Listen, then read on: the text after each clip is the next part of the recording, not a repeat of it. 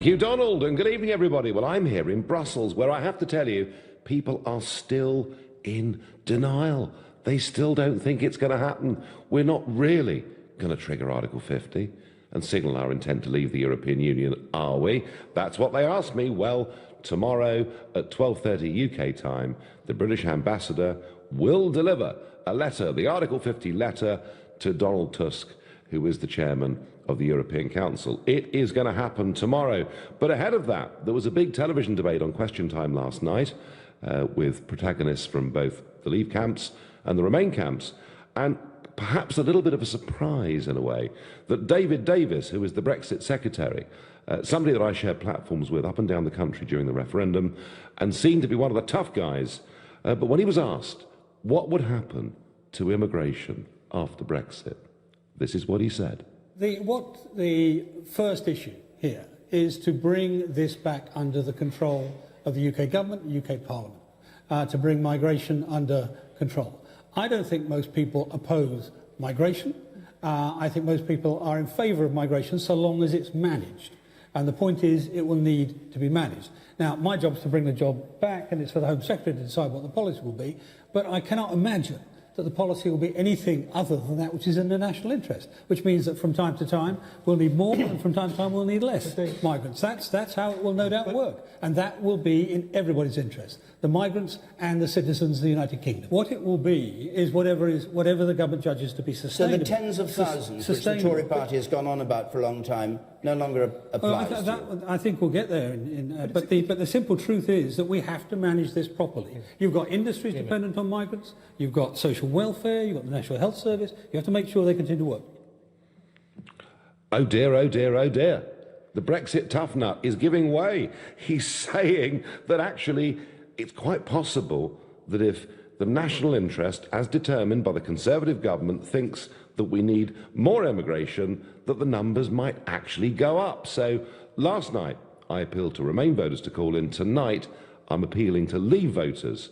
If immigration does increase post-Brexit, would you feel betrayed? And if you think you would feel betrayed, then call me on 0345 6060 973. If for you it wasn't an issue, you voted out for different reasons, then text me on 84850. If you think it really is absolutely fine for immigration to rise post-Brexit, then of course you can tweet at LBC using the hashtag Farage and LBC. You can watch us live on Facebook, and for the first time we're going to have a Twitter poll. Yes, we are. The question, I'll repeat, if immigration does increase, would you feel betrayed? And let me know what you think at Nigel_Farage. And that Twitter poll will run until right up towards the end of the programme. The poll will close at 7:50. I'm going to go to John in Formby. John, I presume you were a Leave voter. How do you feel about David Davis's statement last night? Oh, well, another betrayal, I think. We're getting used to it. I mean, back in the late 70s, I think it was Bob Mellish, a Labour MP, said of immigration, enough is enough. And it goes on and on and on. And the establishment doesn't want to do anything about it, whereas the majority of the people want it controlled. But surely, John, one of the things about the Brexit referendum was that it did give people the chance to express their opinion. And I don't know what you think, but my view was that immigration dominated the reason that people voted above everything else. Yes. But the establishment doesn't want to let go of it for some reason. I can understand with Labour, and I gather Diane Abbott has gone off-piste fairly recently, and she wants freedom of movement. Oh, yes. It all seems part of this conspiracy to keep us in the Union and keep things as they were in the status quo. Could it be, John, they're playing softball on this in order to get a better trade deal? Is that perhaps their thinking? That may well come into it, but it's not what the people want. No. They've got to sell this to the British public. And if immigration is going to continue at the ludicrous levels, what was the point of the referendum? Well, then I think, John, I would probably have to agree with you, and I think there would be a further reckoning, and if 2016 was a big shock in British politics. If we're let down on this issue, I suspect that we might get even bigger ructions in British politics in the years to come. John, you're perfectly clear you would see this as a betrayal. What does Shahid and Hemel Hempstead think? Good evening. Yeah, hi. Look, I voted to leave, and immigration was one of the reasons, but not for quite the same reasons as you and the last caller. One key point that's left out is that when it comes to non-EU migrants, they're not permanent. Hear that, everybody? They're not permanent. They're here on visas up to 5 years. I myself, British-born, married to somebody from Pakistan, I'm not allowed to bring her over here until I get profits of at least 18,000. And in my job, that means having to have a gross income of nearly 30,000. I'm a taxi driver in the competitive world of taxi driving, difficult, achievable, but difficult to get. Okay? And that is an overriding reason. Lots of other very good reasons. I don't think the EU works at all. I don't like the single currency and, half in, half out, all that kind of stuff. No federal government. It's all over the place. But I do not like the bias for EU citizens. They can come and go as they like. Yes. They can bring in non-EU spouses themselves. A Frenchman can bring in a Pakistani wife. I can't. It's crazy. But please hear that point. Like the non-EU migrants, I pick up workers from India. They work for Amazon. They work for Dixon's Carphone. And they are here on 5-year visas. After 5 years, they have to go back home, and then they have to reapply if they want to come back after 2 years. And that's heavily enforced. So don't go around... And that's, Shahid, if they get permission, because some of the evidence we're getting is that people from New Zealand and people from India and elsewhere who perhaps do have suitable skills have found it quite difficult over the course of the last few years to get in because of the open door to Southern and Eastern Europe. And another key point, Nigel, is that the two older generations, the baby boomers and their parents, the Queen and Prince Charles, think of them. The Queen was born around about 1926, Prince Charles around about 47, 48. They are the two oldest generations, and since 2011, the baby boomers have been retiring. They're going to be retiring well into the 2030s, and there's not enough of my generation who were born in the 70s to replace them. So with 500,000 people dying every single year in the UK, I think the migration figures balance out because they're not all permanent. If they were permanent, then there'd be a question mark. But as soon as we leave, I basically want EU citizens to be subjected to the same rules as non-EU. But I think people like me should be subjected to harsh rules. No, I get that. You're looking for fairness in terms of migrants coming from all over the world and to end the open door to the European Union, and that's why you voted leave. Shahid, you could not be clearer. Thank you for that. Pauline in Bethnal Green, how would you feel if post-Brexit immigration figures actually rose? Well, I don't know. I can't see it rising.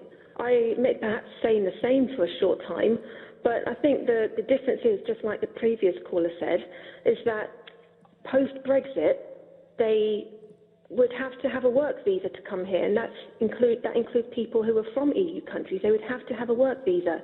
It wouldn't be permanent. You can't just live here permanently just because you live in Europe, and you can't come here and immediately start voting. Well, and also, Pauline, Pauline, that's fine, but why didn't David Davis make that clear to us last night? I don't know. Maybe he wasn't on the ball. I don't know.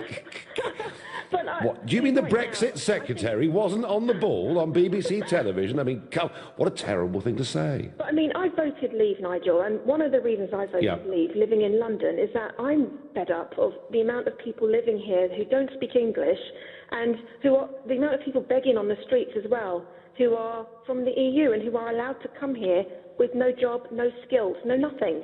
And I think that is really wrong, and there's so much of it. And living in London, you're surrounded by it.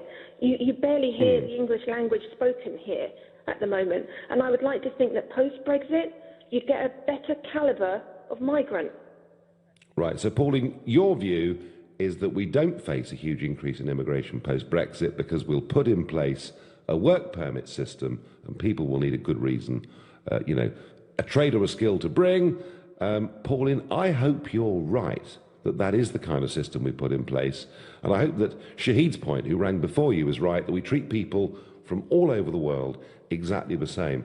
I just don't think that's what I was hearing from David Davis last night, and that worries me. Pauline, I thank you, and we're going to go quickly to Ben in Wolverhampton. Ben, if immigration numbers go up, would you feel betrayed? Of course I would. Very good evening to you, Nigel. How are you doing? Good evening. Well, I was doing well, and I like David Davis, and I've campaigned with him. And suddenly, he says this on Question Time. Well, I'm worried. I'm worried, Ben. Nigel, the government that we've got in power at the moment, it's a lottery on what they're going to say on a daily basis. They hint one thing and say something else. They're very disjointed. One minister says one thing, a member of parliament says something else. Nobody knows where they stand. As you know, I represent quite a considerable Lithuanian community in Wolverhampton here. And unfortunately, what's happening on the street, and I'll tell you and your listeners, that some of them have been here for 7, 8 and 9 years, and they're applying for residency and they're being refused. And that's not the stance that the government's taking, and I think it's disgraceful. Now, when we eventually get to leave the European Union, when the negotiations are finished, yes, we're all going to feel a little bit betrayed, because the numbers probably will remain about the same, and that's not what we voted for, I don't think. Well, Ben, I tell you what, if that's what happens, I think people are going to be very, very justifiably angry, and I thank you for your call. You're listening to the Nigel Farage Show exclusively on LBC, live from Brussels, and it's 7:15.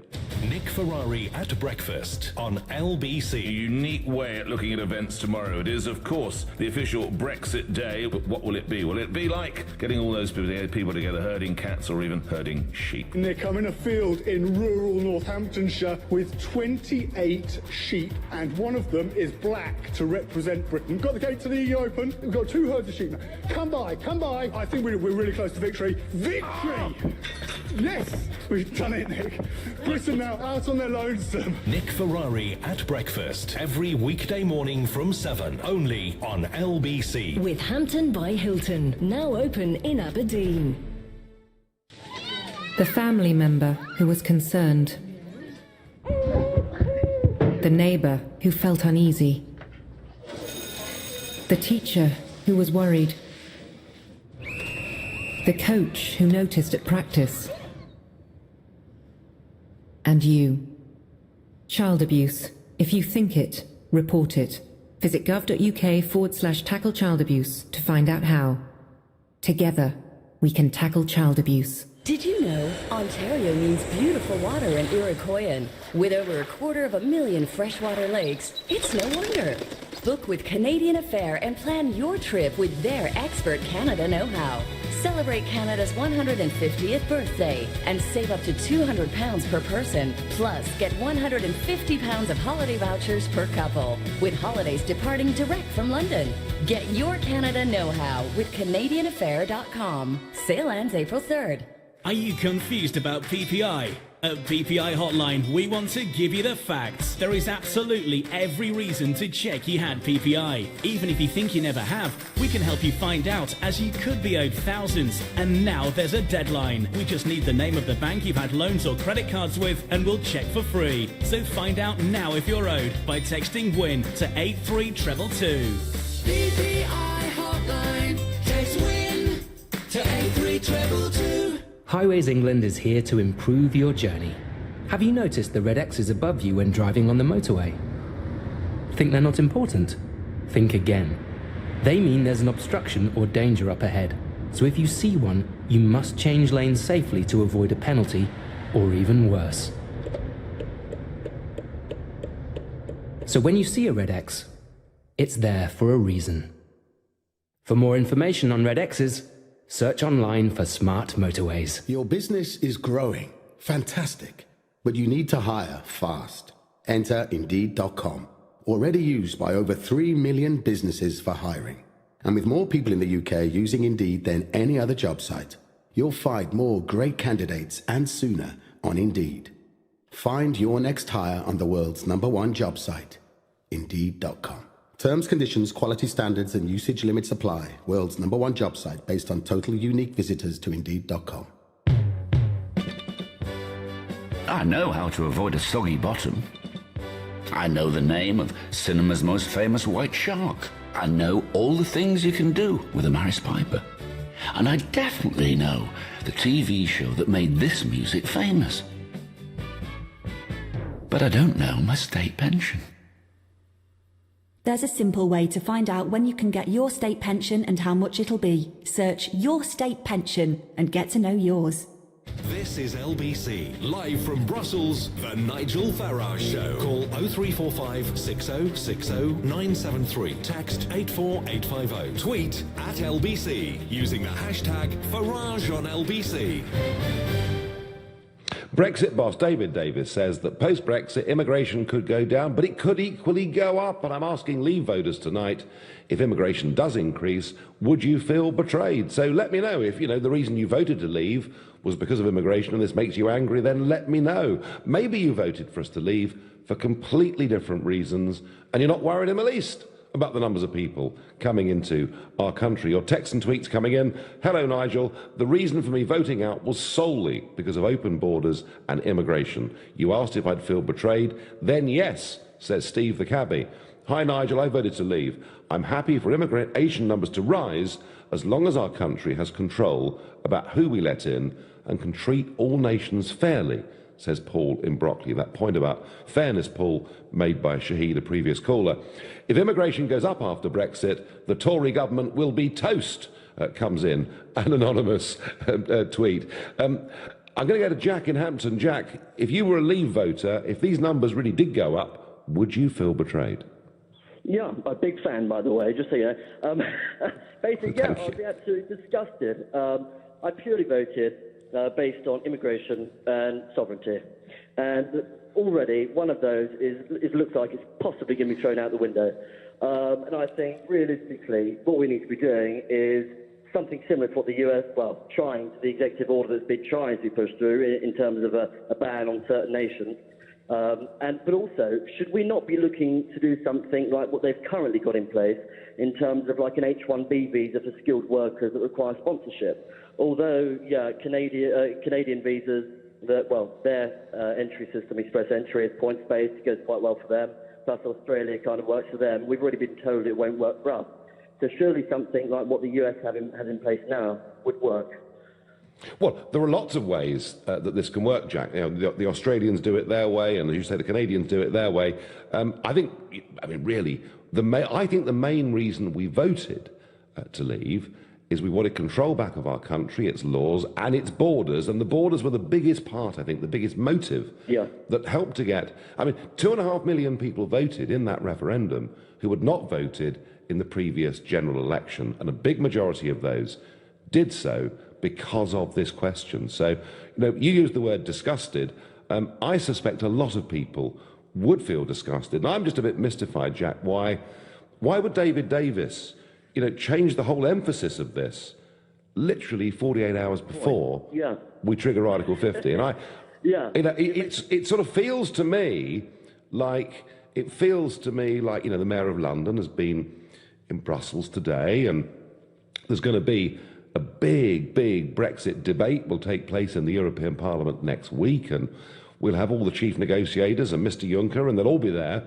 And I just wonder whether the pressure on the government, you know, she keeps being told, whether it's the food processors, the supermarkets, the city, she keeps being told we have to have at all costs a free trade deal. Well, we don't, but that's ideally what people want. And I wonder whether we're preparing to concede on fishing and perhaps even on immigration numbers as a means to get that free trade deal. And if we do that, I'd have to ask myself, was it really worth voting to leave? That's how I feel, Jack. That's how I feel, Jack, you know. Yeah, I think the only thing that I'm thinking about, okay, so what's going to happen with the likes of Gibraltar? And also, the main thing that we need is essentially a passporting deal. But the rest of the world trade on WTO terms. So where people are going, oh my God, hard Brexit, how is that actually a bad thing?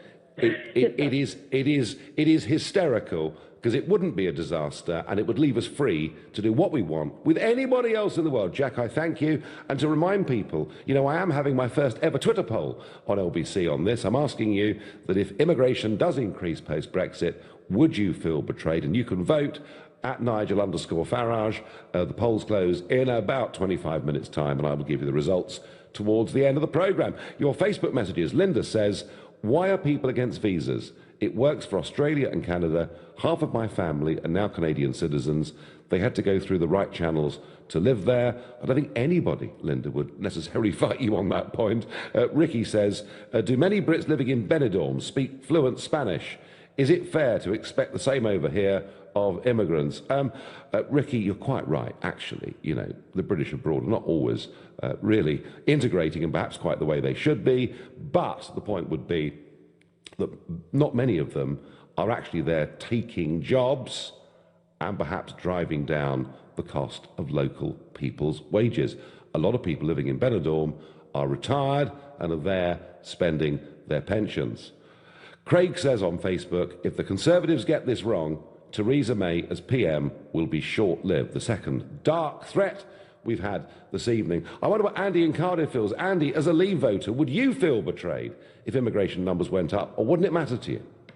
I'd feel absolutely devastated if the immigration numbers went up instead of down. However, I'd like to put a different spin on the story as well, if I may. I don't believe that David Davis should have even been on Question Time. I think that was a huge error. You said earlier that you'd actually done some work alongside him, so you kind of knew how he worked and knew him. You'll know from that he kind of puts his integrity above all else, above his party, above his political life and everything else. And I think that putting him on Question Time was a huge error in that he tried to answer honestly, then had to bite his tongue.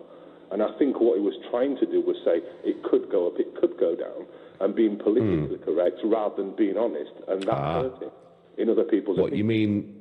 You mean he doesn't want to sort of go against the general tide of political correctness? Is that what you're saying? That's what I'm saying. But I think that when it comes to negotiating, it's going to be a different story altogether. But the mistake in putting him on Question Time in the first place, you don't put your chief negotiator on a show where you know he's going to be bombarded with questions about what he's going to say, what he's going to do, and what he's going to negotiate. So, David Davis, if you're listening, Andy in Cardiff says you should have kept your powder dry and not got yourself really twisted up over this immigration question. Andy, I think you're making a very, very powerful point. But as you say, you would be devastated if numbers went up. The previous caller said they would be disgusted. I thank you, Andy, very much for your points. On Facebook, Simon says, you voted for Brexit, not immigration. Is that right, Nigel? Well, it was part of it, wasn't it? Part of getting back control of the country was getting back control of our borders, and the numbers that have been coming in from both inside and outside the EU have, frankly, over the last 20 years, been too high. Dean says it's a fact that if we want a points-based immigration system, that immigration actually would rise as more people globally would be eligible. Dean, that depends where you set the barrier, and it also depends whether you put a cap in place. And that is how this whole debate with David Davis started last night, because Dimbleby asked him, was he in favour of a cap on the number of EU migrants? Then he said very clearly no, and then we got on to that our post-Brexit immigration policy would be that whatever the government judges to be sustainable, and you can read that in any way that you like. And, you know, our last caller made the point, perhaps wiser for David Davis not to have accepted the invitation and gone on that programme, because a lot of people who've been looking up to David Davis, I'm one of them. As I say, I campaign with him, I share platforms with him, and there is just this slight sense of unease ahead of this big historic triggering of Article 50 tomorrow amongst the Leavers. Andrew in Ealing, good evening. Would you feel let down if immigration numbers went up? Well, I would be disappointed, but I think you're completely incorrect on this. I'm a Leave voter. I think immigration at these levels is completely unsustainable. I do want a reduction in immigration, but I voted Leave to take back control, and it's up to our government or prospective government to put a manifesto forward about what they're going to do on immigration. And I think thanks to you, we can in future, or we will be able to hold our government to account on immigration. But I think David Davis was absolutely right last night. The Brexit vote, and I voted Leave to take control back.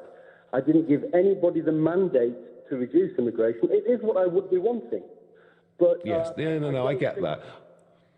I get that, Andrew. You make the big point that it was about control, and obviously control of our borders was a key part of it. But don't you think that with the British public that had been told in the general election before Cameron became Prime Minister that if he became the boss, we'd reduce it to tens of thousands a year. We saw Theresa May as Home Secretary talking about big cuts to non-EU migration. Don't you think it would be a fair and reasonable assumption for those who voted to leave to expect to see immigration numbers fall pretty sharply? No, I don't. All right, fair enough. It was about taking back control and then being able to hold our government to account. That we do not control our borders currently. And thanks to you, in all honesty, the referendum occurred. But it is about now our government and future governments setting policy that's right for the country and yes. what the people decide. And I will vote to reduce immigration. There's no two ways about it. But that's well, not Andrew, what my the point referendum is. was about. But Andrew, my point is, in a previous speech in Lithuania a few weeks ago, David Davis suggested that free movement of people may well continue well into the 2020s. Now, that would be a betrayal, wouldn't it? Oh, that would be a complete betrayal. Absolutely. Yeah. Okay, Andrew, I take your point. We did vote to give, sovereign parliaments the ability to make these decisions that we can judge at general elections. But I do actually believe that Leave voters had a realistic expectation of numbers falling. You're listening to the Nigel Farage Show exclusively on LBC. It's 7:30. Time for the news with Tim Humphrey. The Scottish Parliament has backed Nicola Sturgeon's call for the powers to hold a second independence referendum. MSPs voted 69 to 59 to mandate the First Minister to seek permission from the UK government for a ballot to be held between autumn 2018 and spring 2019. A Royal Marine convicted of killing a wounded Taliban fighter could walk free from prison in a few weeks after his murder conviction was reduced to manslaughter. Sergeant Alexander Blackman has already served more than 3 years in jail after being found guilty of the shooting in Afghanistan. Police are still questioning 2 men arrested in Birmingham in connection with last week's attack at Westminster. A 32-year-old woman arrested in Manchester on Friday has been released on bail. LBC weather, a few showers this evening, but they will soon clear. Mild overnight at 10 degrees, dry with sunny spells tomorrow and a high of 16 degrees.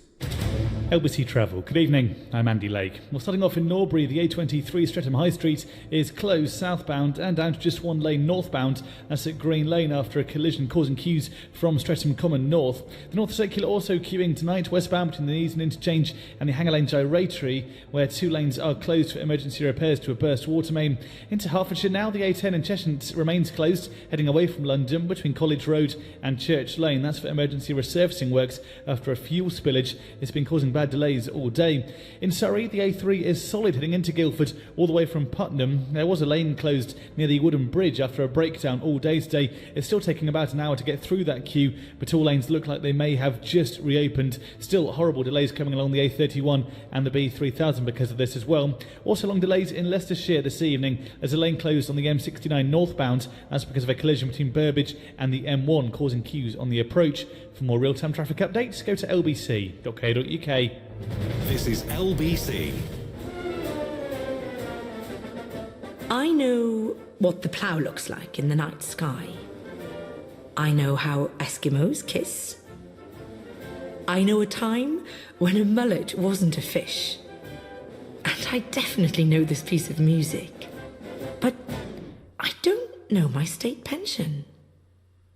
There's a simple way to find out when you can get your state pension and how much it'll be. Search Your State Pension and get to know yours. Highways England is here to improve your journey. Have you noticed the emergency refuge areas along the motorway? You might have wondered what they're for. Not this. I need the toilet. Or this. Are you tired? Do you want me to drive? Or even this. Emergency refuge areas are on motorways for emergencies only. For more information on emergency refuge areas, search online for smart motorways. Do you have a pension? Maybe you've got more than one. How do you know if they're in the right pension funds, making as much money as possible for your retirement? Answer is, you probably don't. At the Pension Works, our fully qualified independent financial advisors could add instant value to your retirement fund. Simply text the word YES to 83222 for your free Pension Works health check. That's YES to 83222 today. Your pensions working harder with the Pension Works. Writing job descriptions, managing candidates, setting up interviews. Hiring's hard. But Indeed.com makes it easy. post your job, organise candidates, schedule interviews. All on the UK's #1 job site. And with more people in the UK using Indeed than any other job site, easy works. Find your next hire at Indeed.com today. Terms, conditions, quality standards and usage limits apply. UK's #1 job site based on total unique visitors to Indeed.com. It started with a letter in the mail. And then another. That's when they started. Soon you hear her. And now you're just struggling and panicking and just, how did it get so bad?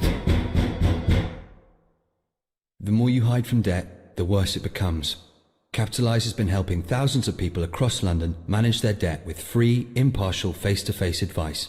Get help today at capitalise.org.uk. The family member who was concerned. The neighbour who felt uneasy.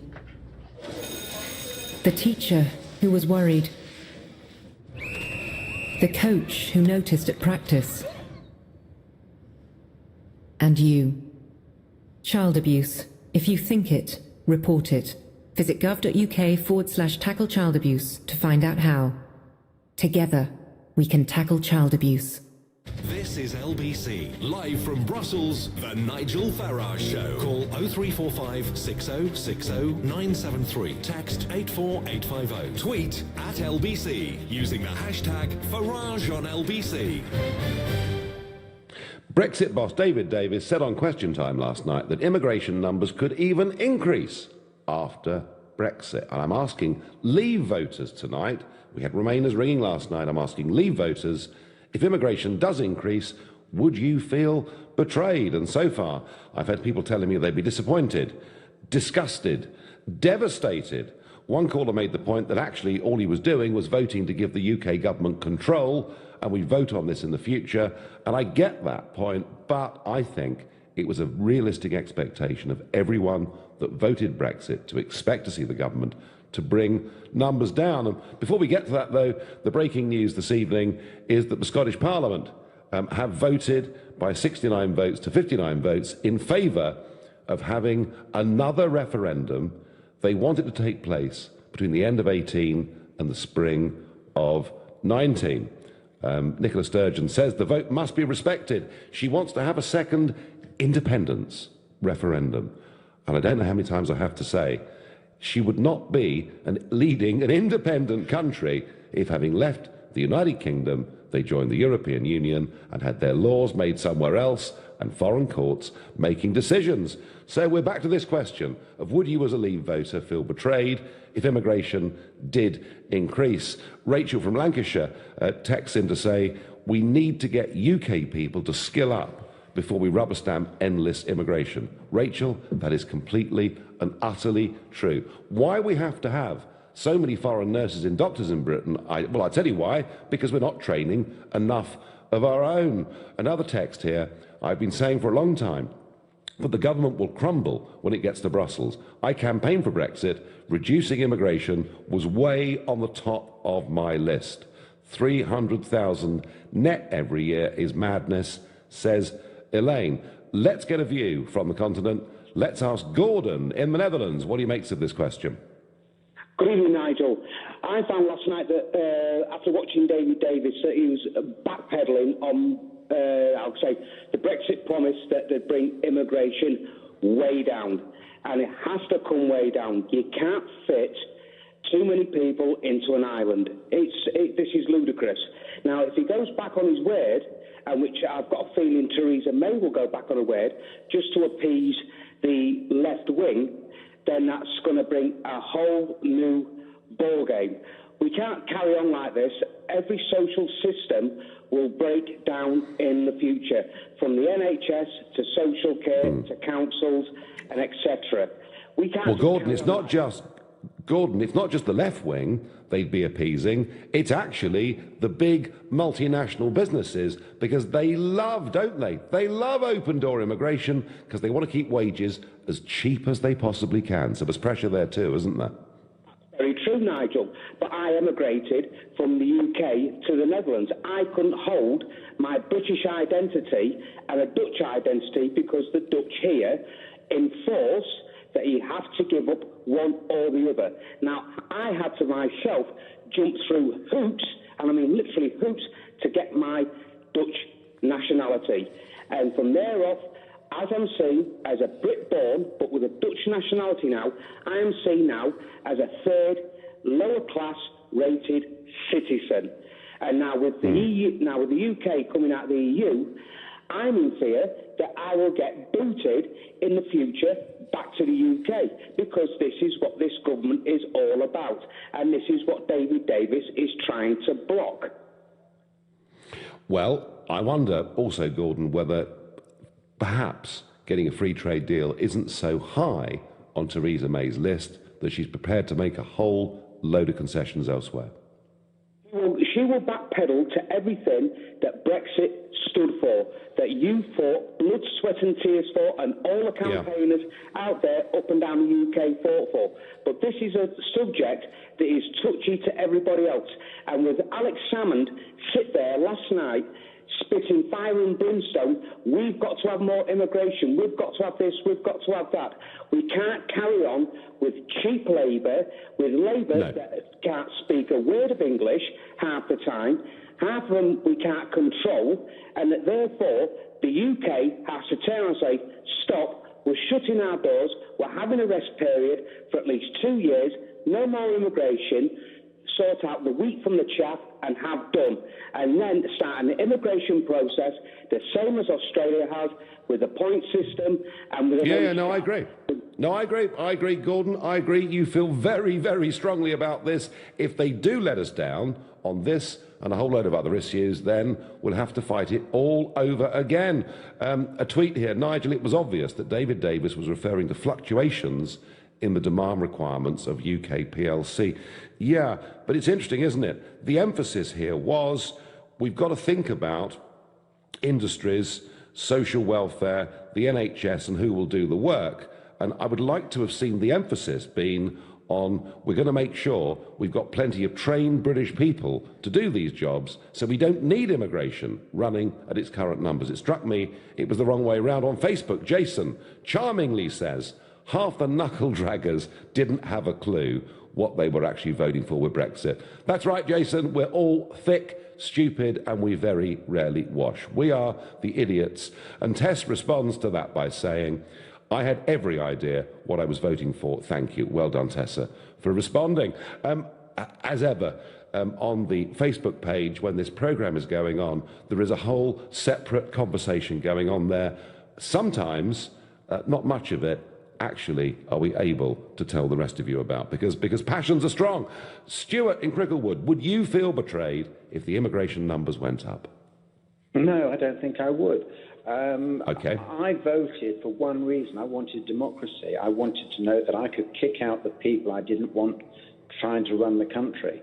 What we have at the moment is a European organisation which are only most of them are 20 years away from either being fascists or communists. They do not understand British democracy. And that's what we've given to the world, and that's what I'm proud of. Yes.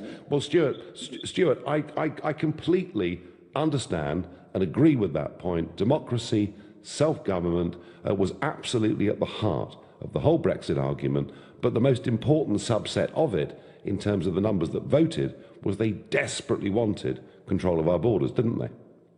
Well, that's what I understand, but talking to friends and relatives who voted, none of them have put immigration at the top of their list. Immigration is important. We've got to respect the immigrants that are living here, because those working and making a living for themselves, they or their children are going to become the British citizens of the future. This has happened year after year after year, and those immigrants have become great British citizens. So let me ask you, Stuart, I mean, given your basic democratic point, let's say Brexit does happen and happen properly. I'm beginning to ask myself, but let's say it does. At the next general election, would you be more likely or less likely to vote for a party that wanted to get net migration down from the current 1/3 to below 100,000 or not? I suppose my gut feeling is I would like the immigration to come down, but not to the detriment of Britain as a whole. We have got, as somebody did say, we've got an aging population. We have got to try and train our own people. There are too many people who are just on the system and bleeding us. And they are the ones that we do not want in this country. And they may actually be British 2, 3, or 4 generations, and they haven't worked. I had a story. Stuart, I absolutely am with you on that. And I think so many callers that I've had over the last few months say that actually our reliance on cheap foreign labour has meant we're not training enough of our own people with proper trades and skills. And I think that's a great shame. Stuart, your point that you voted for self-government and democracy is very well made. You're listening to the Nigel Farage Show exclusively on LBC, live from Brussels, and it's 7:45. Coming up at 8 on LBC, Clive Bull. The Scottish Parliament has backed proposals for a second referendum on independence for Scotland. Is Theresa May right to tell Scotland it can't hold that vote? Clive Bull on LBC. All this week, LBC is running a special report on child protection with the Department for Education. Listen to Sheila Fogarty from 1 p.m. as she talks to experts and explores the role individuals can play in protecting children and young people from abuse and neglect. Together, we can tackle child abuse. If you think it, report it. For more information, head to lbc.co.uk. Are you confused about PPI? At PPI Hotline, we want to give you the facts. There is absolutely every reason to check you had PPI. Even if you think you never have, we can help you find out, as you could be owed thousands. And now there's a deadline. We just need the name of the bank you've had loans or credit cards with, and we'll check for free. So find out now if you're owed by texting WIN to 83222. PPI Hotline, text WIN to 83222. I'm James. I'm in year 10. Last term we watched a film about penguin behaviour in maths. But weirdly, it helped me get how probability works. Random. The whole class thought it was random. I used a penguin documentary I saw to explain probability models. James laughed the most, but his grades improved the most too. I teach year 10. I'm Miss Ogan. Apply now, and you could get a £25,000 tax-free bursary to train as a teacher. Search Get Into Teaching. Subject to eligibility. Selected subjects only. Divorce. It threatens the things you've worked hard for in more ways than you can imagine. Your home, savings, pension, and most of all, your relationship with your children. Don't let divorce cost you any more than it has to. Cordell & Cordell is dedicated to helping men in matters relating to divorce. Call now on 0330 60 60 161 or visit cordellcordell.co.uk, office in central London. A partner men can count on. The secret's out. Ray Morris Automatic Cars have been selling cars for over 50 years. With ultra-low mileage automatic cars from £5,000 to £25,000, they have the make and model to suit your budget. Ray Morris Automatic Cars in South East London, 10 minutes from the Dartford Tunnel. With over 300 automatic cars actually in stock, buy one today and drive it away.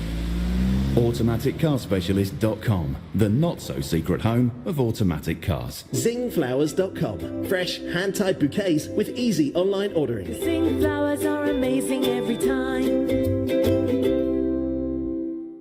Let's talk about you. The I'll walk tomorrow you. The go on, I'll have a second helping you. The give us a minute love you. The heart disease you. So how about the enough is enough you?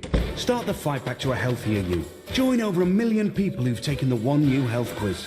See how you score. Search One You. The Nigel Farage Show, live from Brussels, only on LBC. Brexit tough guy David Davis has given some of us on the Leave side slight collywobbles when he said that immigration could possibly even go up after Brexit, depending on demand within the UK economy. And I'm asking Leave voters tonight to call me and to ask them this question. If immigration did increase, would you feel betrayed? Frank on Facebook says, if migrants have skills, great. If not, then we should be able to say bye-bye. Well, Frank, we're not actually talking about anyone that came here legally during that period being told they're not welcome any longer. What we are talking about, though, is a system, and I think, it has to be, a work permit, a point system, whatever the British government chooses to adopt. But you're absolutely right. We want people with skills who will speak English, who will integrate, who will get on in our community. And what we don't want is uncontrolled, mass, unskilled migration, which drives down wages, changes communities, puts massive pressure on, even getting a GP appointment, let alone your kids getting a house. And I fully accept that not everybody who voted Brexit did so to reduce immigration numbers, but I have a feeling the vast majority did. Brendan in Nottingham, were you one of those people who voted because you wanted to get numbers down? Absolutely, Nigel. More to the point, I wanted us to have a system that allowed quality incoming immigrants, basically. We don't need unskilled immigration. We have enough unskilled, unemployed people already.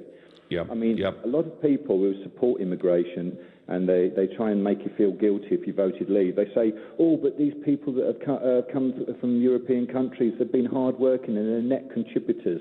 Can I just say a couple of things, Nigel? First of all, whatever a hard-working, tax-paying immigrant pays in tax is more than lost and gobbled up by the number of British people who are unemployed who could and should be doing that job. Basically, you can say, OK, I put this much in, I put that much out, therefore I'm a net contributor. But that net bit extra won't be a splash on the cost of an unemployed person who's claiming benefit and housing benefit that should be doing your job and is laughing their backside off because they don't have to.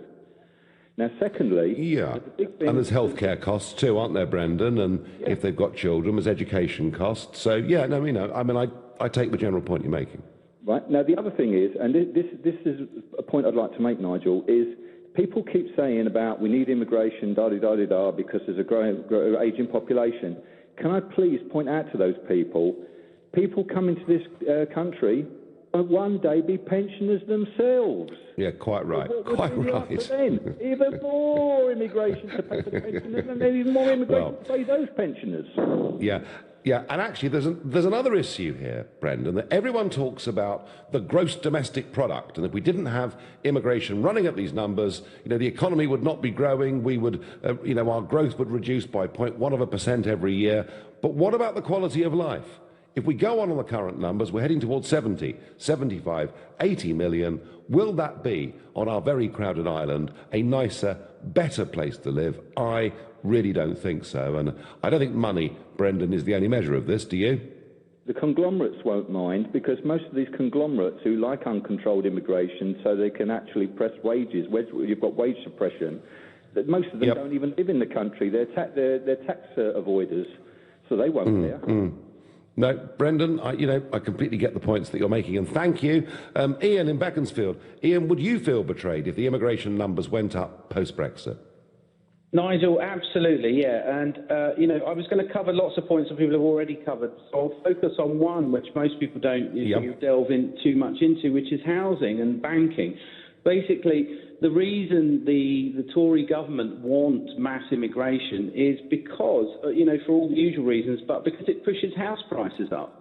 And if everybody is stretched to the limit in terms of upkeeping their mortgages, this serves the banks very well. They're making trillions and trillions and trillions of it. And it's all, the people who own the banks are all mates with the Tories, etc.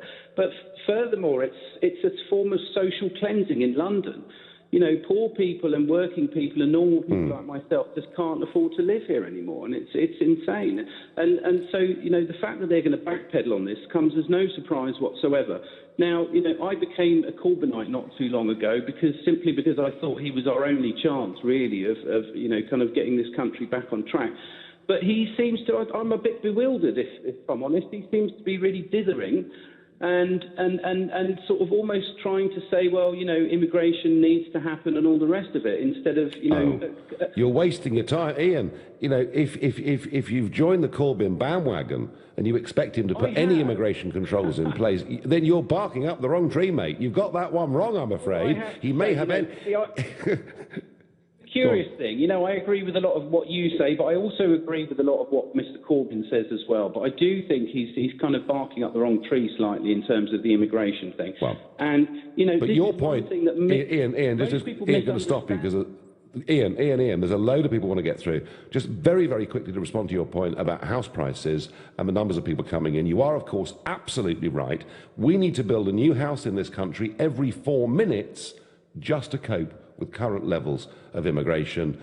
And when the Chancellor of the Exchequer, at the time, now of course editor of the Evening Standard, said that one of the problems with Brexit is if fewer people came in, house prices would go down. I thought, you know what? For the vast majority of under 40s living in our country, good. Ian, you had a fair crack. Gary in Blackpool, good evening. Hello, Gary. Years for last June, and I've waited a bit longer for tomorrow, and I hope I'm still here on this earth when it goes finally through. Right. Anyway, do you get my gist? I do. No, you're going to be a happy man tomorrow, Gary. Yeah. Oh, yeah, I might be a very old one as well. Yes, yeah. Right. So I just wanted to make one point. I'm a bit disappointed with all the pessimists that have been on. Mind you, it was your loaded question that caused it. Obviously, it was obvious that Mr. Davis, he couldn't say much yesterday. We're negotiating. He's negotiating. He couldn't say what I know he was trying to say. He says we'll get a lot of immigrants in May and June, and we'll throw them all out again in August and September. Well, I don't think he's quite saying that, Gary, and I also worry about the speech that he gave in the Baltic states where he suggested under transitional arrangements free movement could continue for some time. Gary, you're right about one thing. Overall, there's no need for pessimism because Article 50 is being triggered tomorrow, and I hope you have a good, great celebratory day. A tweet here, invest in the skills of our young people. Relying on immigration is not the way forward. So many of you think that, and so do I. One here says it needs to rise. There are more people leaving work than are being replaced. It's demographics, unless you crash the economy, David. Well, there are still unemployed people in this country. Government is now under the imperative to implement voters' instructions, says Joe. Well, you'd have thought so, wouldn't you? Our last call, probably of the evening, is Nick, and he's calling all the way from Cape Town. Nick, good evening. Good evening, Nigel. So what do you think? Have they gone soft? No, I think I agree with your last caller, actually, and several of your other callers, that it's really about the type of people that are coming in and the control to be placed on immigration rather than the actual numbers. But I think most people are going to be a bit disappointed if the total numbers don't at least turn downwards anyway. Yeah, I think that's right. I mean, Nick, look, in pure legal terms, we voted to take back control of our country. We voted to get back our sovereignty. But I think the reality, Nick, was that it was a realistic expectation amongst voters who felt they'd been lied to again and again and again by governments on this issue. They thought this was the one time their vote could make a real difference. And that's why we got reports of people turning up at polling stations, asking returning officers, what do we do? Because they'd never voted in their lives. And I do think that if, in the space of the next couple of years, there was a big rush into the United Kingdom from the rest of the European Union, if we did leave some transitional arrangements in place where effectively free movement continued for a few more years, I think people would feel betrayed, Nick. I really do. I agree with you. I mean, people need control over the debate around immigration, and the reason why people feel betrayed is that all governments in the last 20 to 25 years have managed to hide behind the EU issue so that they don't have to address anything on immigration. And that debate is, they just basically avoid that debate the whole time and just hide behind it. And now at least, Nick, we're going to have that debate, aren't we? Yeah, they can't hide it anymore. They can't hide. No. I just wanted to ask you a very specific question, Nigel, because we followed the Brexit thing very closely, listen to LBC all the time.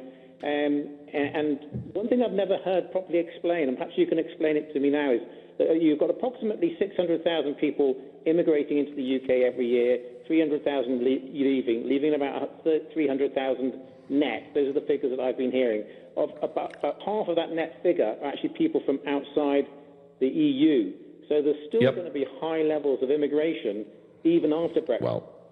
Well, Nick, I think the point about the last government is they didn't just fail on their promises. They, of course, couldn't control EU immigration, as I pointed out, for years. But they did promise, Theresa May did promise, she would control non-EU migration, and she failed on that too. So the track record's not good. Nick, I thank you. Enjoy the weather in Cape Town. Whichever way you cut it, folks, tomorrow is a big day. For me personally, a hugely exciting day. We will trigger Article 50. We will pass the point of no return. We are leaving the European Union. Hooray! I just worry that on many of the aspects of it, the government has gone a little bit soft. You've been listening to The Nigel Farage Show here at LBC. I'm back tomorrow evening in London at 7. Coming up at 10, it's Ian Collins. But up next, it's Clive Bull. Nigel, thank you. Now, coming up after the news, the Scottish Parliament has backed proposals for a second referendum on independence for Scotland. But is Theresa May right to tell Scotland it can't hold that vote?